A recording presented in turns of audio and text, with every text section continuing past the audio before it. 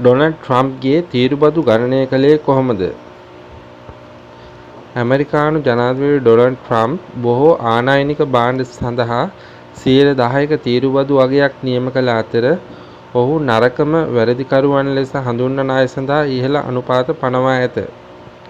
නමුත් මෙම තීරුබදු හෙවත් ආනයන මත පැනවූ බදු ගණනය සිදු කළේ කෙසේද යන්න පිළිබඳව සංඛ්‍යා සොයා බැලීමක් සිදු කරන ලදී. ගණනය කිරීම වලට ඇතුළත් වූයේ කුමක්ද? ට්‍රම්ප් ධවල මන්දිරයේ රෝස උයනේදී තීරුබදු පිළිබඳ විස්තර කරන විශාල කාඩ්බෝඩ් පස්තාරයක් ඉදිරිපත් කළ විට මුලින්ම උපකල්පනය කරන ලද්දේ ගාස්තු පවතින තීරුබදු සහ අනිකුත් වෙළඳ බාධක රෙගුලාසි වෙනි වල එකතුවක් මත එය පදනම් වූ බවයි. නමුත් පසුව ධවල මන්දිර සංකීර්ණයේ ගණිතමය සූත්‍රයක් ලෙස පෙනෙන දෙයක් ප්‍රකාශයට පත් කළේය.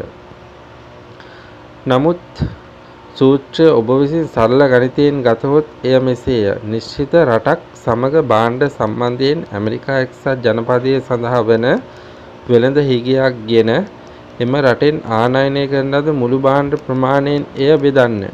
ඉන්පසු එම සංඛ්‍යා දෙකකින් බෙදන්න. මිල ගණන් මත තීරුබදු රඳා පවතින ආකාරය සහ මිල ගණන් ඒවාට බලපාන ආකාරයේද සූත්‍රය සලකා බලයි. නමුත් ධවල මන්දිරය විසින් භාවිතා කර ලද නියම කළ අගයන් එකිනෙකට අවලංගු කරයි. රටක් වෙනත් රටවලින් භෞතික නිෂ්පාදන මිලදී ගන්නා විට ආනයනය කරන විට හා එම රටවලට විකුණන විට අපනයනය කරන විට වෙළඳ හිගයක් ඇතිවේ. උදාහරණයක් ලෙස ඇමරිකා එක්සත් ජනපදය චීනයට විකුණන භාණ්ඩ ප්‍රමාණයට වඩා චීනයෙන් භාණ්ඩ මිලදී ගන්නා අතර ඩොලර් බිලියන 295ක භාණ්ඩ හිගයක් පවතී. ඔවුන් චීනයෙන් මිලදී ගන්නා මුළු භාණ්ඩ ප්‍රමාණය ඩොලර් බිලියන 440කි. 295 යන සංඛ්‍යාව 440න් බෙදීමෙන් ඔබට 77ක් ලැබෙන අතර ඔබ එය දෙකකින් බෙදා වැට වූ විට එන අගය චීනයට පනවා ඇතු තීරුබද්ධ වන 134 ලැබේ. ඒ හා සමානව එය යුරෝපා සංගමය සඳහා අදාළ වූ විට ධවල මන්දිරයේ සූත්‍රයේ 120ක තීරුබදු වලට හේතු විය. ට්‍රම්ප්ගේ ගාස්තු අන්‍යෝන්‍යද? මෙම ගාස්තු අන්‍යෝන්‍ය නොවන බව බොහෝ විචාරකයින් පෙන්වා දී ඇත. අන්‍යෝන්‍ය යන්නෙන් අදහස් කරන්නේ ඒවා පදනම් වී ඇත්තේ පවතින තීරුබදු සහ තීරුබදු නොවන බාධක පිරිවැය වැඩි කරන රෙගුලාසි වැනි දේවල් ආකාරයෙන් දැනටමත් ඇමරිකා එක්සත් ජනපදයෙන් අය කරන රටවල් මත බවයි. නමුත් ධවල මන්දිරයේ නිල ක්‍රමවේද ලේඛනයෙන් පැහැදිලි වන්නේ ඔවුන් තීරුබදු පනවා ඇති සියලුම රටවල් සඳහා මෙම ගණනය සිදු කර නොමැති බවයි. ඒ වෙනුවට තීරුබදු අනුපාතය ගණනය කරන ලද්දේ එය එක් රට සමග ඇමරිකානු එක්සත් ජනපදයේ භාණ්ඩ වෙළඳ හිගය ඉවත් කර ඇති බව පදනම් මතය. ඇමරිකාවට භාණ්ඩ විකුණනවාට වඩා වැඩියෙන් භාණ්ඩ මිලදී ගන්නා රටවල් සඳහා තීරුබදු පැනවීමේ සූත්‍රයෙන් ට්‍රම්ප් ඉවත්ව ගොස් ඇත. උදාහරණයක් ලෙස ඇමරිකා එක්සත් ජනපදයේ දැනට බ්‍රිතාන්‍ය සමග භාණ්ඩ වෙළඳ හිගයක් පවත්වාගෙන යන්නේ නැත. ඒත් බ්‍රිතාන්‍ය 10%ක තීරුබදු පනවා තිබේ. සමස්තයක් වශයෙන් රටවල් 100කට වැඩි ප්‍රමාණයක් නව තීරුබදු ක්‍රමයෙන් ආවරණය වේ. පුළුල් බලපෑම් රාශියක්. ට්‍රම්ප් සිතන්නේ ඇමරිකා එක්සත් ජනපදයට ගෝලීය වෙළඳාමේදී පාඩු ලැබෙන තත්ත්වයක් ඇති බවයි. අනෙකුත් රටවල් ඇමරිකානු වෙළඳපොළට ලාභ භාණ්ඩ බැහැර කරන බවත් එමගින් ඇමරිකානු සමාගම් සහ රැකියාවලට හානි සිදුවන බවත් ඇමරිකානු නිෂ්පාදන විදේශයන්ගේ තරංකාරී වීම වළක්වන බවත් ඔහු විශ්වාස කරයි.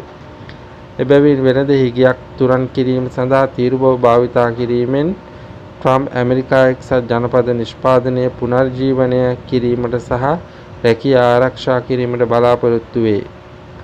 නමුත් මෙම නව තීරුබදු ක්‍රමය අපේක්ෂිත ප්‍රතිඵලය අත්කර ගනිවිද?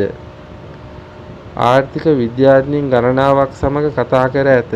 අතිමහත් බහුතරයක්ගේ මතය වන්නේ තීරුබදු මගින් ඇමරිකා එක්සත් ජනපදය සහ තනි රටවල් අතර භාණ්ඩ හිගය අඩු කළ හැකි වුවද ඇමරිකා එක්සත් ජනපදය සහ ලෝකයේ සිසු රටවල් අතර පවතින සමස්ත හිගය අඩු නොකරන බවයි.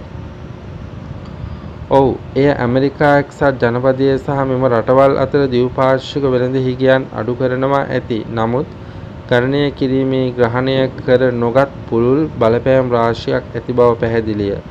ලන්ඩනයේ කිංස් විශ්වවිද්‍යාලයේ මහාචාර්ය ජොනතන් පෝට්ස් පවසයි. ඇමරිකා එක්සත් ජනපදයේ සමස්ත හිගය වෙළඳ බාධක නිසා පමණක් නොව ඇමරිකා එක්සත් ජනපද ආර්ථික ක්‍රියාත්මක වන ආකාරය නිසාද ඇතිවේ. ඇමරිකානුවන් තමන් උපයන මුදලට වඩා වියදම් කර ආයෝජනය කරන අතර එමගින් පරතරයක් ඇතිවන අතර එයින් අදහස් වන්නේ ඇමරිකා එක්සත් ජනපදය විකුණන ප්‍රමාණයට වඩා වෙනත් රටවලින් මිලදී ගන්නා බවයි. එබැවින් එය දිගටම පවතින තාක් කල් එක්සත් ජනපදය තම ගෝලීය වෙළඳ හවුල්කරුවන් සමග තීරුබදු වැඩි කළද හිගයක් පවත්වාගෙන යාම දිගටම සිදුවනු ඇත. ඇතැම් වෙළඳ හිගයන් නීත්‍යානුකූල හේතු ගණනාවක් නිසාද පැවතිය හැකිය. එය තීරුබදු නිසාම පමණක් නොවේ. උදාහරණයක් ලෙස වෙනත් රටවල දේශගුණික තත්ත්වයන් යටතේ නිෂ්පාදනය කිරීමට පහසු හෝ ලාභදායී ආහාර මිලදී ගැනීම ගත හැකිය. ඇමරිකා එක්සත් ජනපදයට වෙළඳ හිගයක් ඇති රටවලට තීරුබදු අය කිරීම තාර්කික කිරීම සඳහා සූත්‍රය ප්‍රතිලෝමව නිර්මාණය කර තිබෙනවා. මේ සඳහා ආර්ථික තර්කයක් නොමැති අතර එමගින් ගෝලීය ආර්ථිකයට විශාල වියදමක් දැරීම සිදුවනු ඇතැයි ලන්ඩන් ආර්ථික විද්‍යා පාසලේ තෝමස් සැම්ප්සන් පවසීය.